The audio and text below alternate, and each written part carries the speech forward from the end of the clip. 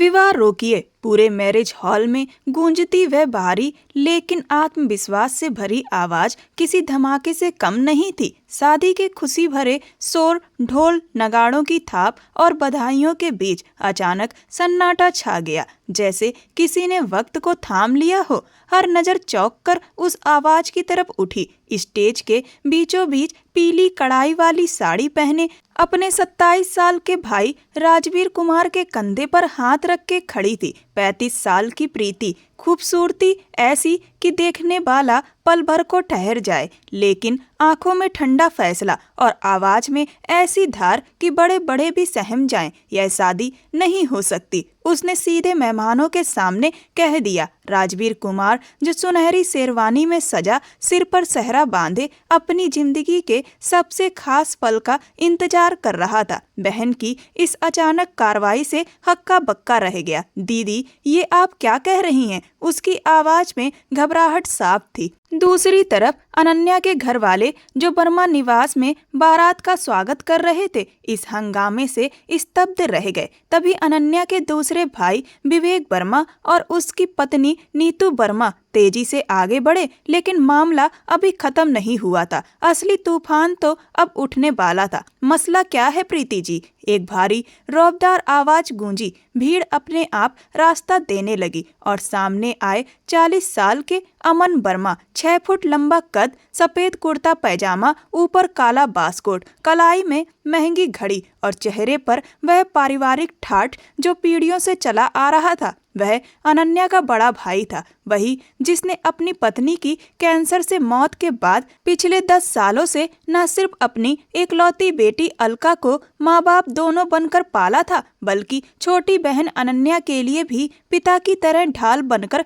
खड़ा रहा। अमन की आंखों में एक अजीब सी सख्त चमक थी जब उसने प्रीति को देखा। दोनों की नजरें टकराईं। एक तरफ 35 साल की अविवाहित प्रीति, जिसकी शादी बरसों पहले मंगेतर की सड़क दुर्घटना में मौत की वजह से टूट गई थी, और दूसरी तरफ 40 साल का विदुर अमन वर्मा। माहौल में एक अनकही टकराव की शुरुआत हो चुकी थी। मसला गहने का है। प्रीति ने बिना नजर झुकाए सीधे अमन की आंखों में देखते हुए कहा, आपने कहा है कि हमने नामात्र के गहने दिए हैं और आप 30 तोला सोना मांग रहे हैं अनन्या के लिए। यह हमारे तय हुए समझौते का हिस्सा नहीं था। लड़की वर्मा परिवार की है। अमन वर्मा ने अपने खास घमंडी अंदाज में कंधे उचका दिए। अनन्या कोई साधारण लड़की नहीं है। शादी में 30 तोला सोना दिया जाएगा, तभी शादी पूरी होगी। उसने बात अधूरी छोड़कर तीखी नजरों से राजवीर को देखा।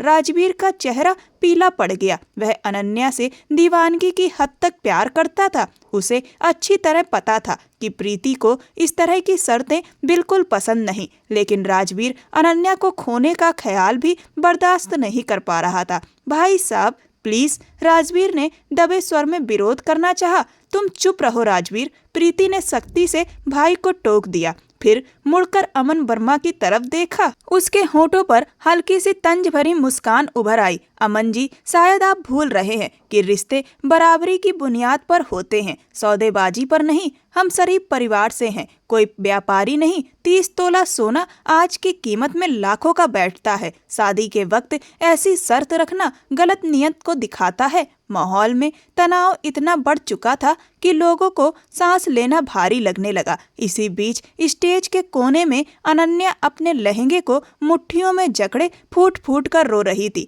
नीतू उसे चुप कराने की कोशिश कर रही थी, जबकि अमन की 10 साल की बेटी अलका बड़ी बड़ी हैरान आंखों से कभी अपने पिता को देखती और कभी उस खूबसूरत आंटी प्रीति को, जो उसके पिता के सामने चट्टान की तरह खड़ी थी। गलत नियत नहीं, यह हमारी परंपरा है। अमन वर्मा 2 कदम और आगे बढ़ आया। अब वह प्रीति के बिल्कुल सामने था। उसकी आवाज में जिद थी और वह अपनी बात से पीछे हटने वाला नहीं था। अगर आपको मंजूर नहीं तो यह बारात अभी लौट सकती है। इस वाक्य ने पूरी सभा में खलबली मचा दी। विवेक वर्मा घबराकर आगे बढ़ा। भैया, ये आप क्या कह रहे हैं? मेहमान क्या सोचेंगे? अनन्या की खुशी से बढ़कर कुछ नहीं। अमन ने हाथ बढ़ाकर विवेक को चुप करा दिया। उसकी नजरें लगातार प्रीति के चेहरे पर टिकी थीं, जैसे वह उसके हाव भाव पढ़ने का मजा ले रहा हो। फैसला प्रीति जी के हाथ में है, 30 तोला सोना या फिर शादी यहीं खत्म।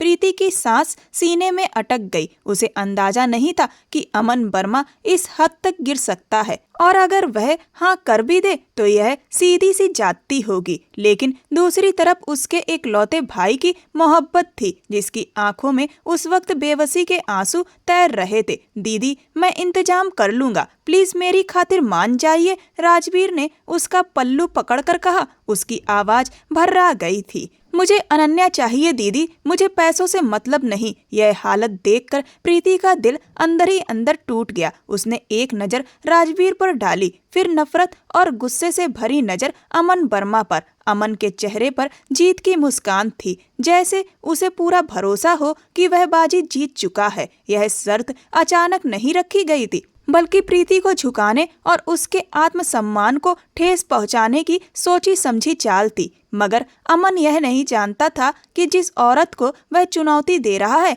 वह हालात की आग में तपकर हीरा बन चुकी है। प्रीति ने गहरी सांस ली, अपनी साड़ी का पल्लू संभाला और एक कदम आगे बढ़ी। उसकी आंखों में आंसू नहीं, आग थी। ठीक है, उसकी आवाज धीमी लेकिन मजबूत थी। मिल जाएगा 30 तोला सोना। अमन की आंखों में चमक आ गई। राजवीर ने राहत की सांस ली, लेकिन प्रीति की बात अभी पूरी नहीं हुई थी। उसने उंगली उठाकर इशारा किया। मेरी भी एक शर्त है। पूरे हॉल में एक बार फिर सन्नाटा पसर गया। अमन वर्मा के माथे पर बल पड़ गए। कैसी शर्त? उसने कड़क आवाज में पूछा। शादी अभी होगी, इसी वक्त। प्रीति ने अमन की आंखों में आंखें डालकर साफ शब्दों में कहा, लेकिन विदाई तभी होगी जब दूल्हा दुल्हन डिफेंडर गाड़ी में जाएंगे। और यह गाड़ी, उसके होठों पर जहरी मुस्कान उभर आई। लड़की वाले यानी आप, अमन वर्मा जी, मेरे भाई को देंगे। यह सुनते ही अमन का मुंह खुला का खुला रह गया। विवेक वर्मा के चेहरे की रंगत उड़ गई। 20 तोला सोना अगर लाखों का पड़ रहा था, तो करीब 1 करोड़ की गाड़ी मांगकर प्रीति ने पूरा खेल पलट दिया था। आप होश में तो हैं? अमन गुस्से से चिल्लाया। हमसे गाड़ी मांग रही हैं? इज्जत तो निभानी पड़ेगी वर्मा जी। प्रीति ने साड़ी का पल्लू सधे हुए अंदाज में पीछे किया और विजयी मुस्कान के साथ बोली, आपने परंपरा की बात की थी ना, हमारे यहाँ भी परंपरा है कि दूल्हा खाली हाथ नहीं जाता, और जब दुल्हन इतनी कीमती हो तो सवारी भी शाही होनी चाहिए। ठंड लग गई आपको, या अभी और सुनना बाकी है? जो अमन वर्मा हमेशा दूसरों को चुप करा देता था, आज खुद जवाबहीन खड़ा था। वह समझ चुका था कि अब पीछे हटना अपनी ही बात से मुकरना होगा। जो शिकारी शिकार करने आया था, वही जाल में फंस चुका था। प्रीति की वह मुस्कान उसके दिल में गहरी उतरती जा रही थी। पूरे हॉल में अजीब सी बेचैनी फैल गई थी। अमन का चेहरा गुस्से से लाल था, लेकिन वह अपनी कही बातों में उलझ चुका था। प्रीति के आत्मविश्वास से भरे लहजे ने उसे साफ एहसास करा दिया था कि अगर उसने मना किया तो परिवार की साख पर आंच आ जाएगी। अमन ने जेब से मोबाइल निकाला और झट से नंबर मिलाया। उसकी नजरें लगातार प्रीति पर जमी रहीं, जो पूरे सुकून से खड़ी थी। मुझे अभी इसी वक्त एक डिफेंडर चाहिए, मेरे घर के पते पर। उसने फोन पर सामने वाले को आदेश दिया और जवाब सुने बिना कॉल काट दी। उसने गहरी सांस ली और विवेक की तरफ देखा, जो घबराहट में उंगलियां मरोड़ रहा था। ठीक 1 घंटे बाद मैरिज हॉल के बाहर कार के हॉर्न की आवाज गूंजी। सबकी नजरें गेट की ओर उठ गईं। एक चमचमाती काले रंग की डिफेंडर पूरे ठाट बाट के साथ अंदर आई और रेड कारपेट के पास आकर रुकी। गाड़ी को ताजे गुलाबों से सजाया गया था। अमन वर्मा ने विजयी नजरों से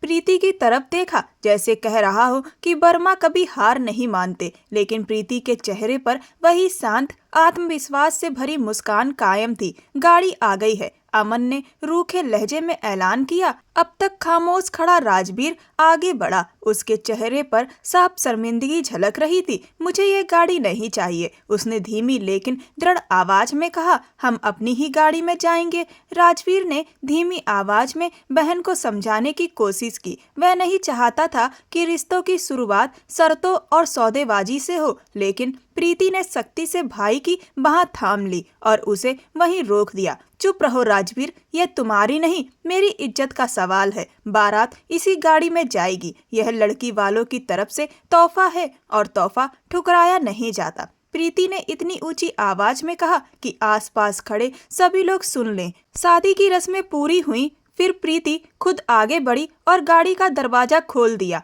उसने इशारे से राजवीर और अनन्या को बैठने को कहा। अनन्या ने भीगी आंखों से अपने भाइयों की तरफ देखा। विवेक वर्मा आगे बढ़े और बहन के सिर पर प्यार से हाथ फेरा, जबकि अमन वर्मा ने दूसरी ओर मुंह फेर लिया। उसके आत्मसम्मान को आज गहरी चोट लगी थी। प्रीति ने पूरे गर्व के साथ अपने भाई और भाभी को उस कीमती गाड़ी में बैठाया। वह जानती थी कि उसने यह बाजी जीत ली है। जब राजवीर ड्राइविंग सीट पर और अनन्या बगल वाली सीट पर बैठ गए तो प्रीति ने दरवाजा बंद किया और पलटकर सीधे अमन वर्मा के सामने आ खड़ी हुई। दोनों के बीच फासला बहुत कम था। अमन का कद, काठी और रौबदार शख्सियत सामने वाले को दबा देने के लिए काफी थी, लेकिन प्रीति का आत्मविश्वास उसके सामने किसी चट्टान की तरह अड़िग था। उम्मीद है अगली बार कोई भी मांग सोच समझ कर रखेंगे वर्मा जी, प्रीति ने तंज भरी मुस्कान के साथ कहा। उसकी आंखों में जीत की चमक साफ झलक रही थी। अमन ने कोई जवाब नहीं दिया, वह बस उसे देखता रहा। उसकी नजरें प्रीति के चेहरे पर टिक गईं, जैसे वह उसकी एक एक लकीर को याद कर लेना चाहता हो। इस औरत में कुछ तो अलग था जो उसे सबसे ज्यादा जुदा बना रहा था। अमन की आंखों में गुस्से की जगह अब अजीब सी हैरानी और तलाश उतर आई थी। वह इस तरह उसे देख रहा था कि प्रीति का दिल बेचैन होने लगा। जो प्रीति कुछ देर पहले एक चट्टान की तरह डटी हुई थी, अब उन गहरी और खामोश नजरों का सामना नहीं कर पा रही थी। उसे लगा जैसे वे नजरें उसके अंदर तक झांक रही हों। उसकी धड़कनें तेज हो गईं, आत्मविश्वास में हल्की सी दरार पड़ गई। अमन की नजरों की गहराई उसे अपने गालों पर महसूस होने लगी। उसने अनजाने में नजरें झुका ली। वह आदमी कुछ बोल क्यों नहीं रहा था? उसकी खामोशी प्रीति को और ज्यादा बेचैन कर रही थी। घबराकर उसने अपने लहजा ठीक किया और तेजी से मुड़ गई। उसे अपना वजूद डगमगाता हुआ महसूस हो रहा था। प्रीति ने मुड़कर दोबारा अमन वर्मा की तरफ देखने की हिम्मत नहीं की। गाड़ी स्टार्ट हुई और धीरे धीरे गेट की तरफ बढ़ने लगी। अनन्या की विदाई हो रही थी। माहौल में उदासी घुल गई थी, लेकिन अमन का ध्यान अब विदाई से हटकर उस औरत पर टिक चुका था जो उसे भरी महफिल में हैरान कर रही थी। विदाई के वक्त अनन्या ने अपने भाइयों से गले मिलकर बहुत रोया। विवेक ने उसे दिलासा दिया, जबकि अमन ने उसे गले लगाकर सर पर प्यार से सहलाया। खुश रहना गुड़िया। अमन की आवाज भारी थी। गाड़ी नजरों से दूर हो गई, लेकिन अमन वर्मा वहीं खड़ा रहा। उसके दिमाग में प्रीति की वह मुस्कान और नजरों के टकराव की घबराहट लगातार घूम रही थी। आज हिसाब बराबर हुआ था, लेकिन कहानी अभी खत्म नहीं थी। अमन ने धीरे से कहा और अपने कोट का कॉलर ठीक करते हुए अंदर की तरफ बढ़ गया। दूसरी ओर गाड़ी में बैठी प्रीति का दिल अभी भी सामान्य नहीं हुआ था। वह बार बार खुद से पूछ रही थी कि वह अमन की नजरों से क्यों घबराई, यह कौन है और उसकी नजरों से मुझे डर क्यों महसूस हुआ। प्रीति ने सोचा, उसे क्या पता कि यह डर नहीं बल्कि एक नए जज्बे की दस्तक है जो बहुत जल्द उसकी जिंदगी बदलने वाला था। राजवीर कुमार ने शीशे में अपनी बहन को देखा जो गहरी सोच में खोई थी। आप ठीक है ना? उसने पूछा। हाँ, मैं ठीक हूँ, बस थक गई हूँ, प्रीति ने खुद को संभालते हुए जवाब दिया। लेकिन उसका दिमाग अभी भी उस लम्हे में अटका हुआ था जब अमन की नजरें उसके चेहरे पर टिक गई थीं। कुमार मेंशन बाहर की लाइट से जगमगा रहा था। गाड़ी गेट से अंदर दाखिल हुई और फूलों की पंखुड़ियां बिखेर कर नई नवेली दुल्हन और दूल्हे का शानदार स्वागत किया गया। प्रीति ने गाड़ी का दरवाजा खोला और अपनी भाभी अनन्या का हाथ थामकर उसे बाहर निकाला। अनन्या के चेहरे पर थकान और उदासी के निशान अब भी दिखाई दे रहे थे, जो विदाई के हंगामे का असर थे, मगर प्रीति ने उसे एक पल भी अकेला महसूस नहीं होने दिया। वह उस समय बड़ी बहन की तरह खड़ी रही। स्वागत है मिसेज राजवीर कुमार, प्रीति ने हल्के मजाकिया लहजे में कहा तो अनन्या के होठों पर धीमी मुस्कान आ गई। प्रीति ने दहलीज पर पारंपरिक रस्म निभाई और अनन्या को अंदर ले गई। घर के लॉन्स को बड़ी खूबसूरती से सजाया गया था। प्रीति ने अनन्या को सोफे पर बैठाया और राजवीर कुमार को उसके पास जगह दी। देखो भाई राजवीर, प्रीति ने मुस्कुराते हुए उसकी तरफ देखा, आज मैं बहुत खुश हूँ कि तुम दोनों एक हो गए हो, लेकिन याद रखना अनन्या इस घर की बहू बाद में है, पहले मेरी छोटी बहन जैसी है। उसकी आंखों में कभी आंसू नहीं आने चाहिए। राजवीर कुमार ने प्यार भरी नजरों से अपनी पत्नी को देखा, हाथों पर हाथ रखकर भरोसा दिलाया, अब बेफिक्र रहिए, अनन्या मेरी जिंदगी है, मैं इसकी आंखों में कभी नमी नहीं आने दूंगा। उसका लहजा पूरा यकीन लिए हुए था। प्रीति ने दोनों की नजर उतारी और फिर अनन्या के सर पर प्यार से हाथ फेरा। चलो अब बहुत देर हो गई है, तुम दोनों आराम करो। यह कहकर प्रीति खुद उन्हें उनके कमरे तक छोड़ने गई। कमरे का दरवाजा खोलते ही गुलाब की हल्की खुशबू ने स्वागत किया। कमरा बड़ी सलीके और खूबसूरती से सजाया गया था। बेड पर लाल गुलाबों से सजी चादर बिछी थी और साइड टेबल पर दिए और मोमबत्तियां जल रही थीं। प्रीति ने शरारती नजरों से राजवीर को देखा, फिर गुड नाइट कहकर दरवाजा बंद कर दिया। दरवाजा बंद होते ही कमरे में एक मीठी सी खामोशी छा गई। अनन्या दिल की तेज धड़कनों के साथ बेड के किनारे बैठ गई। राजवीर आगे बढ़ा, दरवाजा लॉक किया और धीरे धीरे चलता हुआ अनन्या के पास आकर बैठ गया। उसके दिल की धड़कन भी कुछ कम तेज नहीं थी। जैसे ही वह पास बैठा, अनन्या घबराकर अपनी उंगलियां मरोड़ने लगी। राजवीर ने नरमी से उसके हाथ अपने हाथों में ले लिए। अनन्या के हाथ बर्फ जैसे ठंडे हो रहे थे। अनन्या मेरी तरफ देखो, उसने प्यार से कहा। अनन्या ने धीरे से पलकें उठाई तो सामने राजवीर की आंखों में अपने लिए गहरी मोहब्बत देखकर उसका डर कुछ कम हुआ। मैं जानता हूँ आज जो कुछ भी हुआ उसने तुम्हें परेशान कर दिया है, लेकिन यकीन मानो मेरी मोहब्बत उन सब बातों से बहुत ऊपर है। अनन्या का चेहरा शर्म से लाल हो गया। राजवीर उसकी खूबसूरती में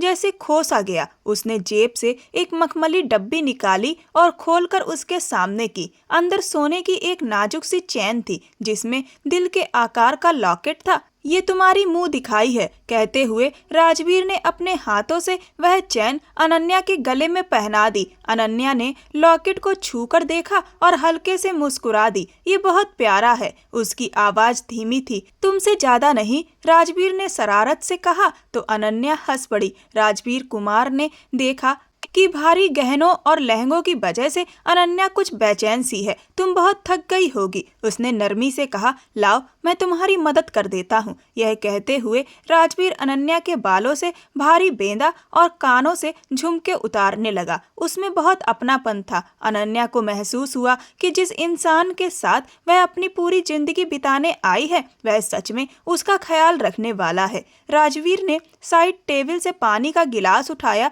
और अनन्या के होठों से लगा दिया। अनन्या ने पानी पिया तो उसे थोड़ा सुकून मिला। शुक्रिया राजवीर, अनन्या ने धीमे से कहा। शुक्रिया की कोई जरूरत नहीं, राजवीर ने मुस्कुराकर जवाब दिया। तुम मेरा आधा वजूद हो। उसने अनन्या का हाथ थामा और फिर उसे बहुत प्यार से गले से लगाया। उस एक पल में अनन्या की सारी थकान और परेशानियां जैसे गायब हो गई। अनन्या ने अपना सिर राजवीर के कंधे पर टिका दिया। कमरे की शांत फिजा में दो प्यार करने वाले दिल एक हो चुके थे। बाहर की दुनिया के शोर शराबे का उनकी उस छोटी सी प्यार की दुनिया पर कोई असर नहीं था। दूसरी तरफ प्रीति खिड़की के पास खड़ी बाहर देख रही थी। आज का दिन बहुत थकाने वाला रहा था। उसने राजवीर और अनन्या की खुशी के लिए अमन वर्मा से सीधी टक्कर तो ले ली थी, लेकिन अमन की वह आखिरी नजरें उसका पीछा नहीं छोड़ रही थी। क्यों मुझे उस आदमी की आंखों में एक अजीब सी कशिश महसूस हुई।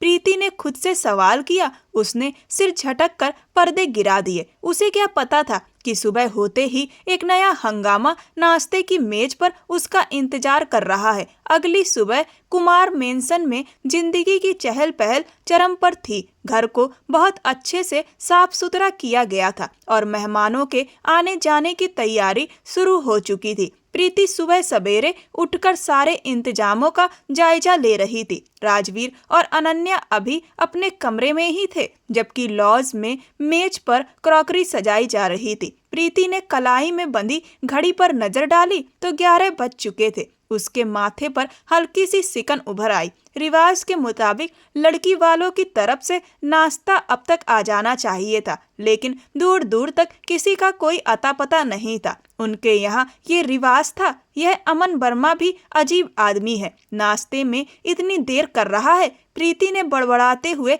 अपना फोन उठाया। उसके पास कल के हंगामे के दौरान विवेक ने अमन का नंबर सेव करवा दिया था ताकि किसी भी जरूरत के वक्त उससे संपर्क किया जा सके। प्रीति ने एक पल रुककर सोचा और फिर नंबर मिला दिया। दूसरी तरफ तीसरी घंटी पर ही फोन उठा लिया गया। हेलो, एक भारी और नींद में डूबी हुई मर्दाना आवाज सुनाई दी। हेलो, अमन वर्मा साहब, प्रीति ने सख्त लहजे में कहा। जी फरमाइए, कौन? अमन शायद अभी अभी नींद में उठा था, इसीलिए उसकी आवाज में सुस्ती साफ झलक रही थी। मैं प्रीति बात कर रही हूँ। शायद आप भूल गए हैं कि आपने अपनी बहन इस घर में ब्याही है और रिवाज के मुताबिक नाश्ता अब तक आ जाना चाहिए था। हम सब यहाँ नाश्ते का इंतजार कर रहे हैं। दूसरी तरफ अमन एकदम चौकन्ना होकर बैठ गया। उसके दिमाग से नींद का असर तुरंत गायब हो गया। प्रीति की आवाज में वही कल वाली शक्ति थी। ओह, तो आप हैं प्रीति जी? अमन ने टेक लगाते हुए कहा।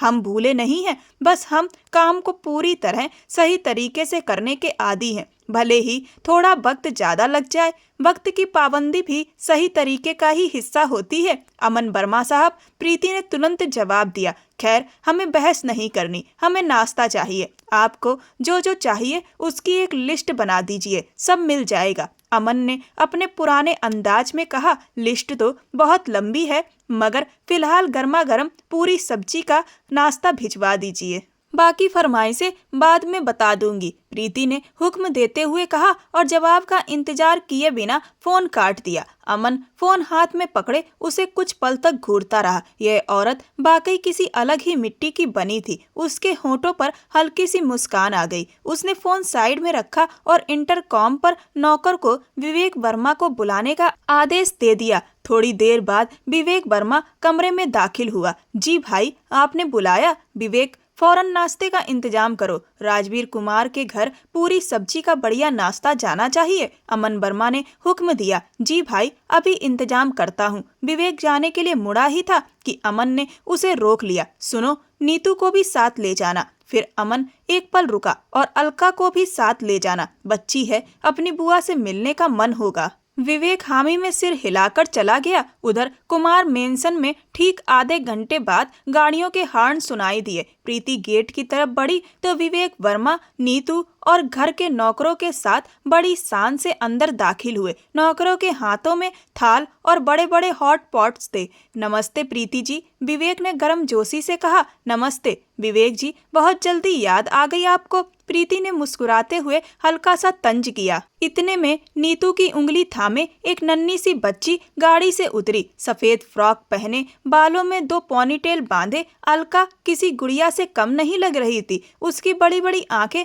हैरानी से इधर उधर देख रही थी। जैसे ही प्रीति की नजर अलका पर पड़ी, उसके चेहरे की शक्ति पिघल गई। वह बिना सोचे आगे बढ़ी और घुटनों के बल बैठकर अलका के बराबर आ गई। अरे, ये प्यारी सी गुड़िया कौन है? प्रीति ने प्यार से पूछा। मैं अलका हूँ, पापा की जान। अलका ने बड़े मासूम अंदाज में अपना परिचय दिया। प्रीति के होठों पर मुस्कान फैल गई। तो तुम अमन वर्मा साहब की बेटी हो? वाह, तुम तो बहुत प्यारी हो। आप भी बहुत प्यारी हो, बिल्कुल मेरी बॉर्बी डॉल जैसी, अलका ने मासूमियत से कहा और अपना छोटा सा हाथ प्रीति के गाल पर रख दिया। प्रीति का दिल उस नन्हे से स्पर्श से भर आया। उस बच्ची की आंखों में एक अजीब सी कशिश थी जो सीधे दिल में उतर रही थी। नीतू और विवेक यह नजारा देखकर मुस्कुरा रहे थे। आओ बेटा, मैं तुम्हें तुम्हारी बुआ से मिलवाती हूँ। प्रीति ने अलका का हाथ थामा। नहीं, मुझे पहले आपसे दोस्ती करनी है, अलका ने जिद की।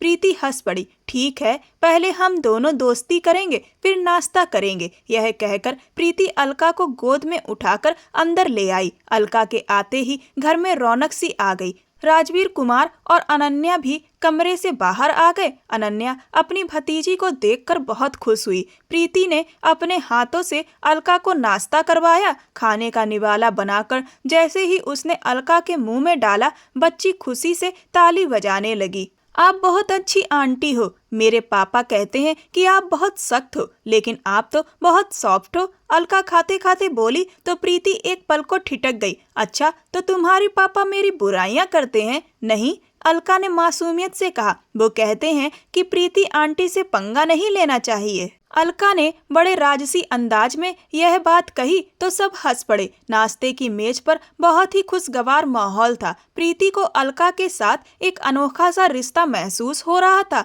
वह बच्ची जो माँ की ममता से वंचित थी, उसे प्रीति के व्यवहार में ममता की झलक साफ दिखाई दे रही थी। जब वापसी का समय आया तो अलका का मुंह बन गया। मुझे नहीं जाना, मुझे यहीं रहना है। कहते हुए अलका ने प्रीति का पल्लू पकड़ लिया। बेटा, तुम रात को फिर आ जाना, आज रिसेप्शन है ना, प्रीति ने प्यार से समझाया। और आप भी हमारे घर आओगी। अलका ने अपनी नन्ही सी उंगली आगे बढ़ाई। प्रीति ने मुस्कुराते हुए अपनी उंगली उसकी उंगली में फंसाकर पक्का कहा। नीतू और विवेक अलका को लेकर चले गए, लेकिन कुमार मेंशन की दीवारों में उस बच्ची की हंसी देर तक गूंजती रही। प्रीति गेट पर खड़ी उन्हें देर तक देखती रही। उसके दिल में अनजाने ही सही अलका के लिए एक खास जगह बन चुकी थी, और यही रास्ता आगे चलकर उसे अमन वर्मा के दिल तक ले जाने वाला था। रिसेप्शन का आयोजन किसी खुले लॉन की बजाय कुमार मेंशन के विशाल हॉल में किया गया था, जिसे सफेद और सुनहरे रंग के फूलों से किसी महल की तरह सजाया गया था। झूमरों की रोशनी में हर चीज चमक रही थी। राजवीर कुमार काले रंग के 3 पीस सूट में किसी राजकुमार से कम नहीं लग रहे थे, जबकि उनके पास बैठी अनन्या पिस्ता रंग के खूबसूरत लहंगे में चांद का टुकड़ा लग रही थी। प्रीति आज मेजबान की जिम्मेदारी निभा रही थी। गहरे नीले रंग की सिल्क साड़ी में वह बेहद खूबसूरत लग रही थी। बालों का जूड़ा बनाकर उसमें सफेद गुलाब लगाए गए थे, जो उसकी सुंदरता को और निखार रहे थे। वह मुस्कुराते हुए मेहमानों का स्वागत कर रही थी कि अचानक हॉल के मुख्य दरवाजे पर एक असामान्य सी हलचल हुई। सबकी नजरें उसी ओर उठ गईं। दरवाजे पर अमन वर्मा खड़े थे, काले कुर्ते और उस पर कढ़ाईदार बास्कोट पहने। वह अपनी रौबदार शख्सियत के साथ अंदर दाखिल हुआ। उसका कद काठी और चलने का अंदाज इतना शाही था कि एक पल के लिए हॉल में मौजूद हर शख्स उसे ही देखने लगा।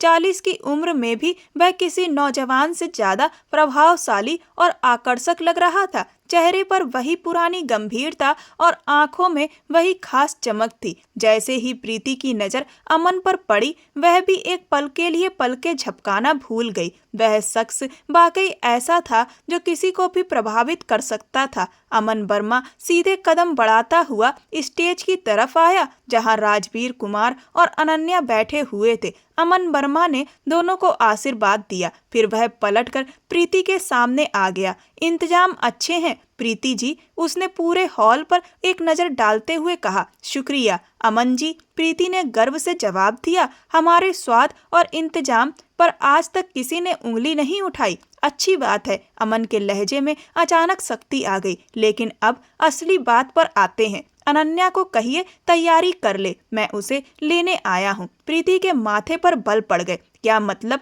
उसे लेने आए हैं? वह तो कल ही ब्याह कर आई है, अभी रिसेप्शन चल रहा है और आप उसे वापस ले जाने की बात कर रहे हैं। यह हमारी खानदानी रस्म है प्रीति जी, अमन ने ठंडे मगर सख्त लहजे में कहा। शादी के अगले दिन बेटी एक बार अपने मायके जरूर जाती है। गाड़ी बाहर खड़ी है, अनन्या मेरे साथ जाएगी। प्रीति गुस्से से उसके सामने डट गई। रस्में वक्त के साथ बदल जाती हैं अमन वर्मा, अनन्या कहीं नहीं जाएगी। मेहमान बैठे हैं और मैं अपनी बहू को इस तरह विदा नहीं कर सकती। यह मेरा घर है, यहाँ मेरी मर्जी चलेगी। अमन ने एक कदम आगे बढ़ाया। दोनों की आंखों में जैसे जंग की आग जल उठी। वो अमन वर्मा की बहन है और वर्मा अपनी परंपराएं नहीं तोड़ते। उसके उसकी आवाज और सख्त हो गई। वह जाएगी और मेरे साथ ही जाएगी। अगर आपने रोकने की कोशिश की तो ठीक नहीं होगा। उसकी ऊंची आवाज सुनकर आसपास खड़े मेहमान भी चौंक कर उनकी तरफ देखने लगे। प्रीति ने भी पीछे हटने से साफ इनकार कर दिया। तो साफ सुन लीजिए अमन वर्मा, जब तक मैं जिंदा हूँ मेरी इजाजत के बिना इस घर से कोई नहीं जाएगा। आपका हुक्म आपके घर तक सीमित है, यहाँ नहीं। माहौल में तनाव चरम पर पहुंच गया। अनन्या और राजवीर बेचैनी से अपनी जगह से उठ खड़े हुए। राजवीर तेजी से स्टेज से नीचे आया और प्रीति व अमन के बीच खड़ा हो गया। प्लीज अभी गुस्सा मत कीजिए भाई साहब, आप भी शांत हो जाइए। यह खुशी का मौका है, इसे खराब मत कीजिए। उसने दोनों को समझाने की कोशिश की। मसला तुम्हारी बहन की जिद है। अमन ने उंगली उठाकर प्रीति की तरफ इशारा किया। और मसला आपका घमंड है अमन वर्मा, प्रीति ने तुरंत पलटकर जवाब दिया। बस कीजिए आप दोनों। अनन्या की आवाज में दर्द और विनती साफ छलक रही थी। वह भी स्टेज से नीचे आ गई और अपने भाई का हाथ थाम लिया। भैया मैं आपके साथ चलूंगी, प्लीज आप परेशान मत होइए। उसने अमन को शांत करने की कोशिश की।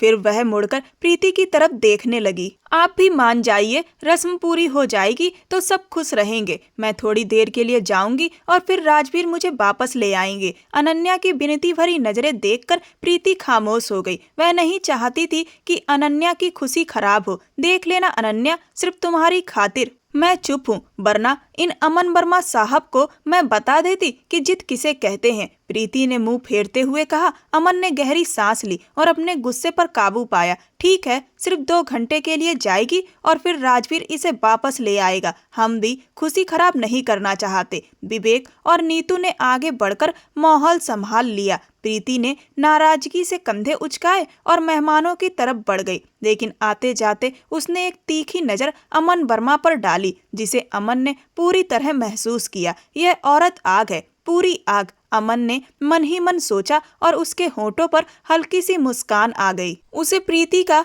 यह जिद्दी और अड़ियल अंदाज अजीब तरह से अच्छा लगने लगा था। वह खुद भी महसूस कर रहा था कि बार बार उससे उलझने का कोई ना कोई बहाना ढूंढ लेता है। रिसेप्शन का कार्यक्रम चलता रहा। अमन की नजरें बार बार घूमकर उस गहरी नीली साड़ी में सजी प्रीति पर टिक जाती थी, जो पूरे हॉल में तितली की तरह इधर उधर घूम रही थी। प्रीति भी इस बात से अनजान नहीं थी कि 2 गहरी आंखें लगातार उसका पीछा कर रही हैं और उन आंखों की गर्माहट उसके दिल में अजीब सी हलचल पैदा कर रही थी। वह जितनी बार अमन से नजरें चुराती, उतनी ही बार उसका ध्यान अनायास उसकी तरफ चला जाता। यह कैसी कसमकस थी जिसने उन दोनों को जकड़ लिया था? नफरत, जिद या फिर मोहब्बत का कोई अनकहा रास्ता जो इन तकरारों के बीच से निकल रहा था? वर्मा हवेली के विशाल और आलीशान लॉज में रात का सन्नाटा पसरा हुआ था। अमन वर्मा सोफे पर अधलेटा हाथ में पकड़ी फाइल पर नजर जमाए बैठा था, मगर उसका ध्यान कहीं और भटका हुआ था। सामने कालीन पर बैठी नन्ही अलका अपनी गुड़िया के बाल संवार रही थी, लेकिन बीच बीच में तिरछी नजरों से अपने पापा को देख रही थी। पापा, एक बात कहूँ? आखिरकार अलका ने हिम्मत करके खामोशी तोड़ी। अमन ने फाइल बंद करके मेज पर रखी और बेटी की तरफ ध्यान दिया। कहो बेटा, क्या बात है? मुझे प्रीति आंटी बहुत याद आ रही हैं। वो कितनी अच्छी है ना, बिल्कुल किसी परी जैसी। अलका की आंखों में चमक थी। अमन के चेहरे पर हल्की सी नागवारी की परछाई लहरा गई। बेटा, रात बहुत हो गई है, जाकर सो जाओ, अमन वर्मा ने भारी आवाज में कहा। अलका अपनी जगह से उठी और अमन के पास आकर उसके घुटनों पर हाथ रख दिया। पापा प्लीज, हम प्रीति आंटी को अपने घर क्यों नहीं ले आते? मुझे वो बहुत पसंद है। अगर आप उन्हें मेरी मम्मी बना दें तो कितना मजा आएगा। फिर मेरा भी कोई अपना होगा जो मुझे प्यार करेगा। अलका की मासूम बात सुनते ही अमन को जैसे झटका सा लगा। वह एकदम सीधा होकर बैठ गया। उसकी आंखों में गुस्सा उमड़ आया। अलका, ये कैसी बातें कर रही हो तुम? तुम्हें कितनी बार मना किया है कि ऐसी बेकार की जिद मत किया करो। जाओ अपने कमरे में जाओ, अभी इसी वक्त। अमन की आवाज इतनी ऊंची और सख्त थी कि अलका सहम गई। उसकी बड़ी बड़ी आंखों में आंसू भर आए। वह कुछ कहना चाहती थी, लेकिन पिता का गुस्से से भरा चेहरा देखकर हिम्मत नहीं कर पाई और रोते हुए अपने कमरे की तरफ भाग गई। अलका के जाने के बाद अमन ने दोनों हाथों से अपना सिर थाम लिया।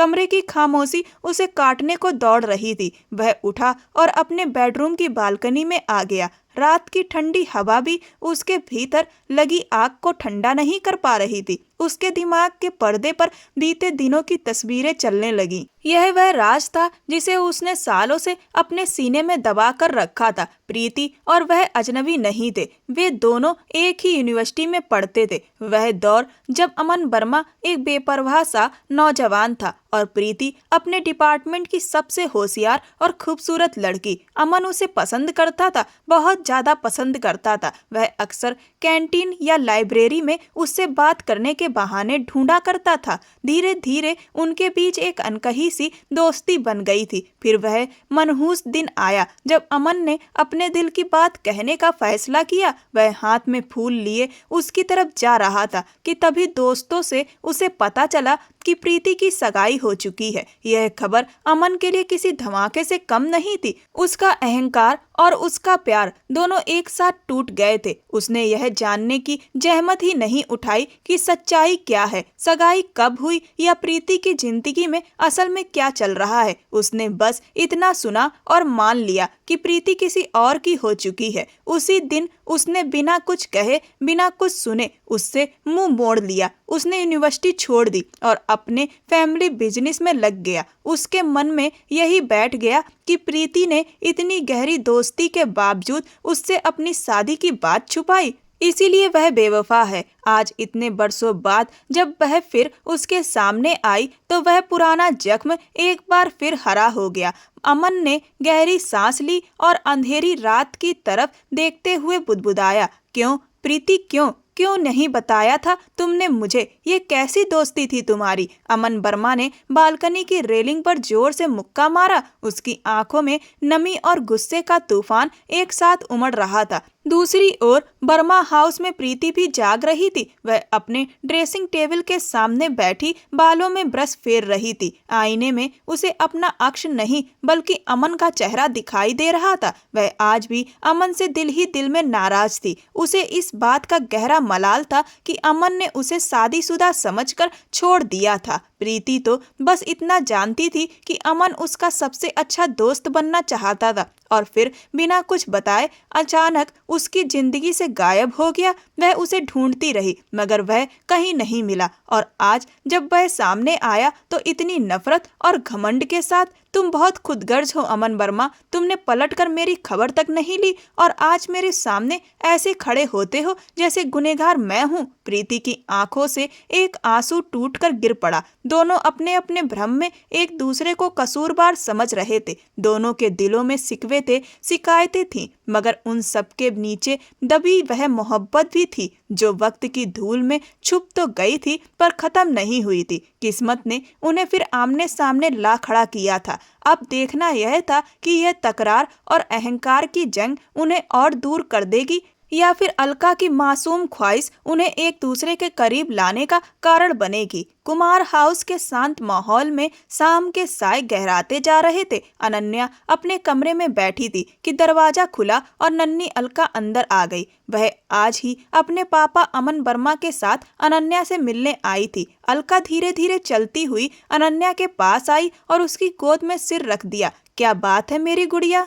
इतनी चुप क्यों है? अनन्या ने प्यार से उसके गालों में उंगलियां फेरते हुए पूछा। बुआ, क्या आप मेरी एक मदद करेंगी? अलका ने सिर उठाकर बहुत उम्मीद भरी नजरों से अनन्या को देखा। जान मांगो तो वह भी हाजिर है। अनन्या हल्की सी मुस्कुरा दी। मुझे प्रीति आंटी बहुत अच्छी लगती हैं, वो बिल्कुल मेरी मम्मा जैसी हैं। क्या आप उन्हें मेरी मम्मा बना सकती हैं? अलका के लहजे में इतनी मासूमियत और तड़प थी कि अनन्या का दिल पसीज गया। अनन्या चौंक गई। उसने ऐसा कभी सोचा ही नहीं था। अमन भैया की तन्हाई और अलका की कमी का इलाज शायद प्रीति ही थी, मगर दोनों के स्वभाव में आग और पानी जैसा फर्क था। मैं कोशिश जरूर करूंगी मेरी जान। अनन्या ने अलका का माथा चूम लिया और उसी पल फैसला कर लिया कि वह आज ही राजवीर से बात करेगी। रात को जब राजवीर कुमार कमरे में आया तो अनन्या ने उसे कॉफी का कप थमाया और खुद उसके सामने बैठ गई। राजवीर, मुझे आपसे एक बहुत जरूरी बात करनी है।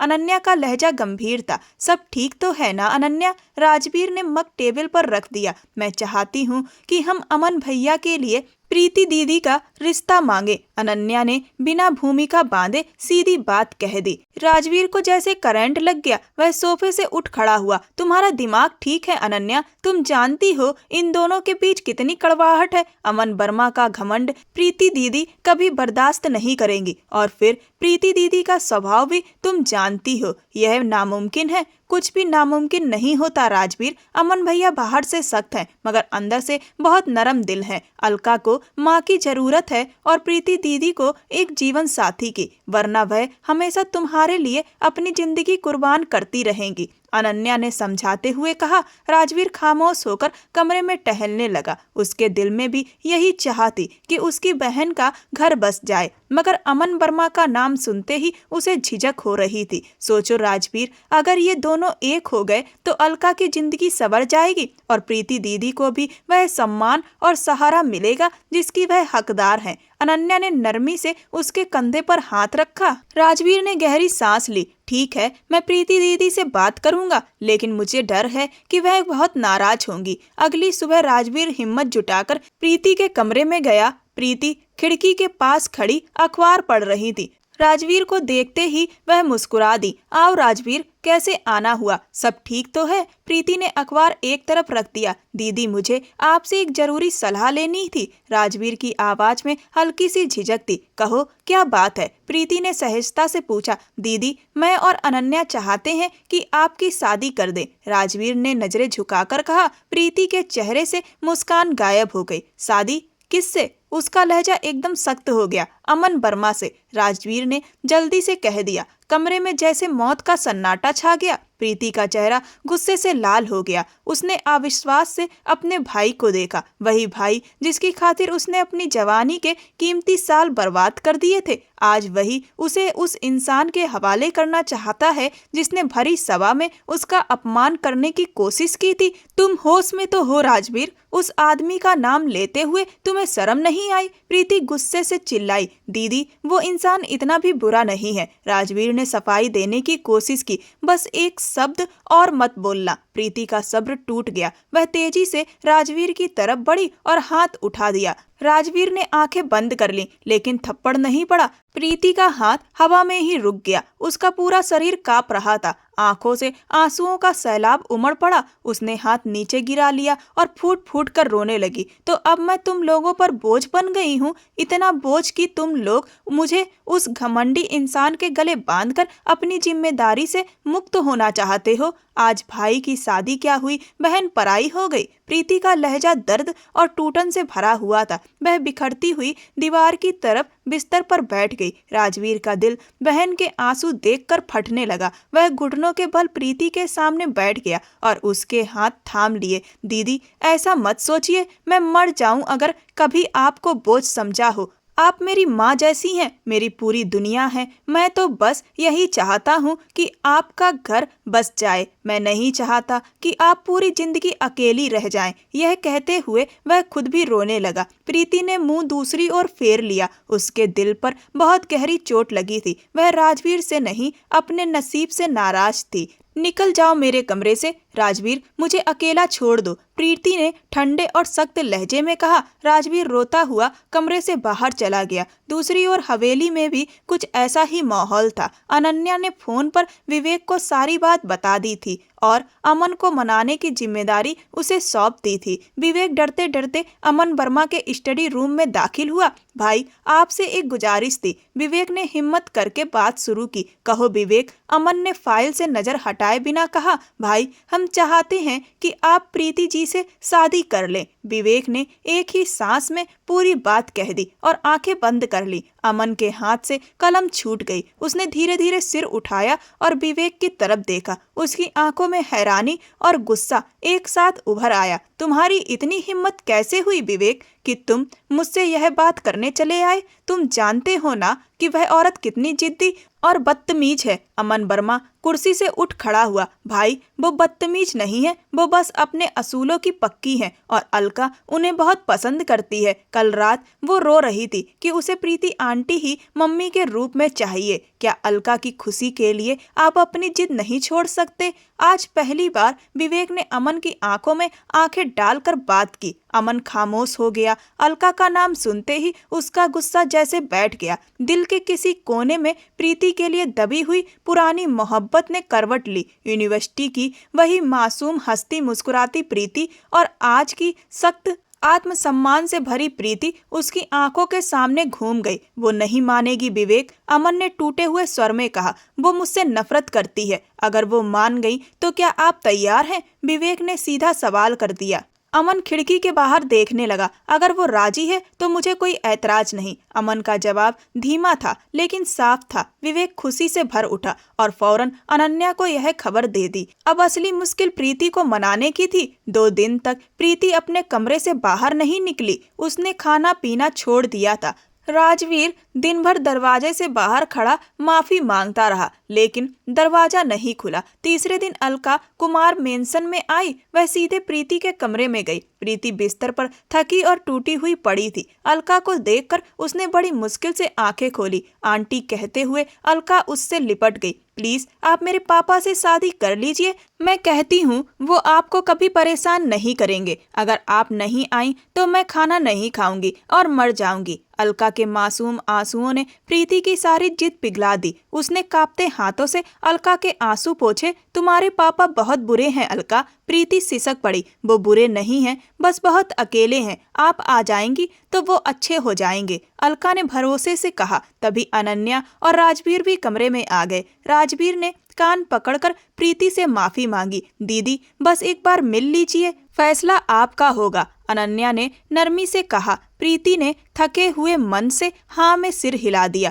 उसके दिल में कहीं ना कहीं यह एहसास जाग उठा था कि शायद यही रास्ता किस्मत ने उसके लिए चुना है। बीती मोहब्बत और आज की तकरार शायद किसी नए रिश्ते की शुरुआत थी। फैसला आसान नहीं था लेकिन अलका की मासूमियत और राजवीर की बेबसी ने आखिरकार उसके दिल की बर्फ पिघला दी। बहुत सोचने के बाद उसने हाँ कह दी। यह हाँ सिर्फ एक समझौता नहीं थी बल्कि उसके दिल में दबी वही पुरानी चाहत थी जो यूनिवर्सिटी के दिनों से उसके साथ चली आ रही थी। कुमार मेंशन में आज फिर हलचल थी लेकिन इस बार शोर नहीं बल्कि एक शांत और गंभीर माहौल था। शादी को बेहद सादगी से रखा गया था। सिर्फ दोनों परिवार के कुछ करीबी लोग ही वहां मौजूद थे। शाम के साय फैलते ही ड्राइंग रूम फूलों की खुशबू से महक उठा। प्रीति आज लाल रंग के रेशमी जोड़े में सजी हुई थी।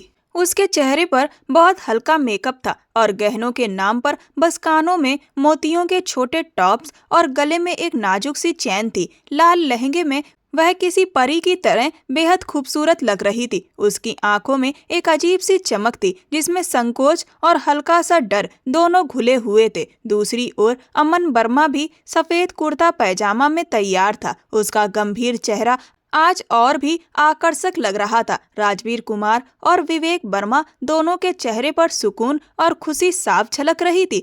शादी का समय हुआ तो शादी की रस्में शुरू हुई जिससे पूरे हॉल में गहरी खामोशी छा गई। सबकी निगाहें अभी भी प्रीति और अमन पर ही टिकी हुई थी।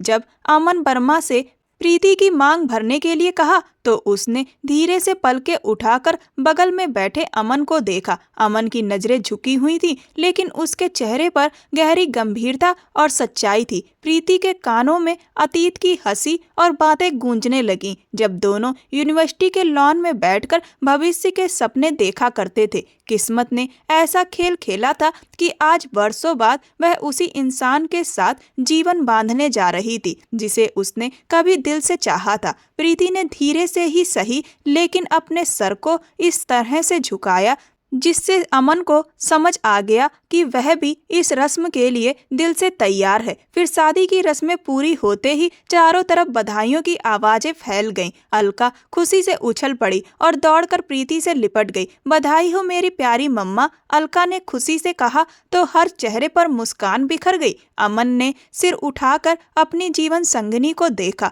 उसकी आंखों में अब वह कठोरता नहीं थी जो कुछ दिन पहले तक थी, बल्कि अपनापन और सुकून था। उसे उसकी खोई हुई मोहब्बत वापस मिल गई थी। विदाई का समय आ गया। आज कोई शर्त नहीं थी, न किसी तरह की मांग। यह शादी आपसी सहमति, सम्मान और पूरे आदर के साथ हुई थी।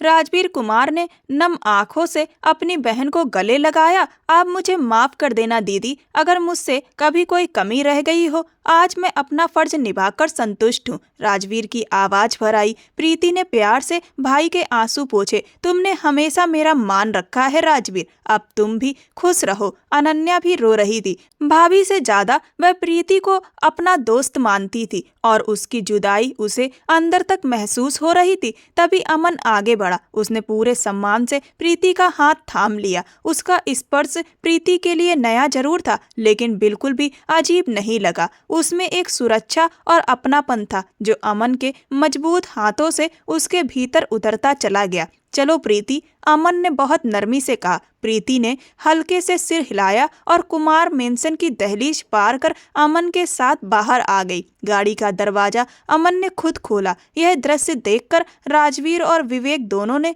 राहत की सांस ली। वे जानते थे कि यह मजबूत और जिद्दी दोनों लोग अब जिंदगी भर के साथी बन चुके हैं। गाड़ी सड़क पर आगे बढ़ रही थी। भीतर खामोशी थी, लेकिन यह खामोशी भारी नहीं थी। अलका पीछे की सीट पर बैठी खुशी खुशी बातें कर रही थी। अमन ड्राइव करते हुए बार बार शीशे में प्रीति को देख रहा था। प्रीति खामोशी से बाहर देख रही थी, लेकिन उसके होठों पर हल्की सी मुस्कान थी। ऐसा लग रहा था जैसे वह एक लंबे सफर के बाद आखिरकार अपने घर लौट रही हो। बर्मा हवेली पहुंचते ही उनका स्वागत हुआ। हवेली को दुल्हन की तरह सजाया गया था। जैसे ही गाड़ी पोर्च में रुकी, फूलों की पंखुड़ियां बरसाई गईं। अलका सबसे पहले गाड़ी से उतरी और दौड़कर दरवाजे पर खड़ी हो गई। वेलकम होम मम्मा, अलका ने बाहें फैलाकर स्वागत किया। प्रीति जैसे ही गाड़ी से उतरी, अमन उसके पास आकर खड़ा हो गया। दोनों ने एक दूसरे की ओर देखा।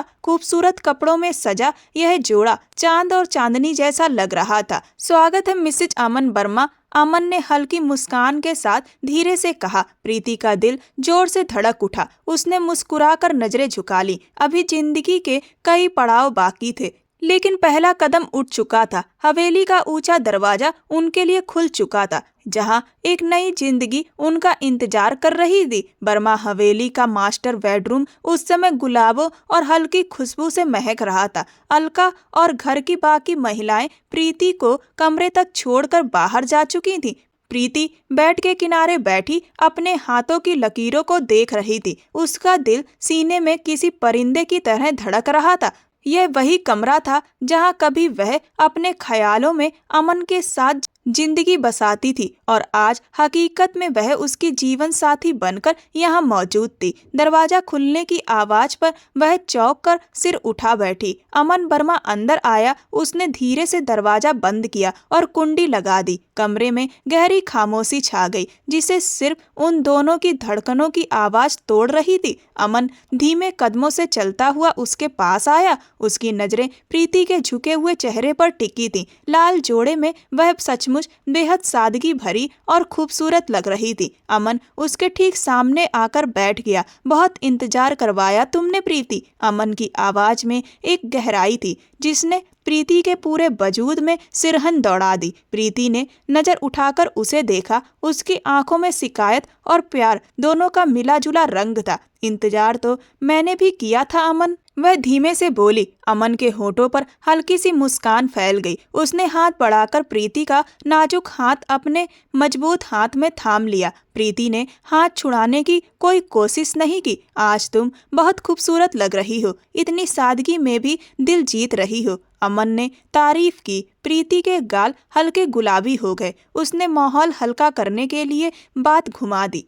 मुंह दिखाई तो देंगे आप। उसने वही पुराना शरारती अंदाज अपनाने की कोशिश की जो उसकी फितरत थी। अमन हंस पड़ा। मुझे पता था कि राजवीर कुमार की बहन बिना नखरे किए नहीं मानेगी। बताओ, मुंह दिखाई में क्या चाहिए, गाड़ी या बंगला? प्रीति की आंखों में शरारत चमक उठी। वह जानती थी कि यह अमन को छेड़ने का सही मौका है। मुझे 2 करोड़ रुपए नकद चाहिए। हवेली में अपनी मुंह दिखाई के तौर पर उसने शर्त रखी और कनखियों से अमन का चेहरा देखने लगी। उसे लगा था कि अमन नाराज होगा या बहस करेगा, लेकिन उसके चेहरे पर एक सिकन तक नहीं आई। अमन ने बहुत गंभीरता से उसकी आंखों में देखा। सिर्फ 2 करोड़? तुम्हारी कीमत तो मेरी जान से भी ज्यादा है। 2 करोड़ क्या, मेरी पूरी दौलत तुम्हारी है। प्रीति हैरानी से उसे देखने लगी। वह तो बस मजाक कर रही थी, लेकिन अमन की बातों में सच और अपनापन साफ झलक रहा था। मगर यह आदमी हर बाजी जीतने का हुनर जानता था। अमन का यह अंदाज प्रीति के दिल को अजीब तरह से छू गया। आप इसे मजाक समझ रहे हैं? मैं बहुत गंभीर हूँ। प्रीति ने अपनी बात पर जोर दिया। मैं भी पूरी तरह गंभीर हूँ। सुबह चेकबुक तुम्हारे हाथ में होगी। अमन ने उसके हाथ पर अपना हाथ रखते हुए भरोसा दिलाया। अब तो खुश हो या कोई और मांग बाकी है? प्रीति जवाब नहीं दे पाई। उसकी सारी शरारतें अमन के प्यार के आगे बेअसर हो गईं। उसे एहसास हुआ कि यह वही पुराना घमंडी अमन नहीं है, बल्कि यह वह इंसान है जो उसकी हर अदा पर जान लुटाने को तैयार है।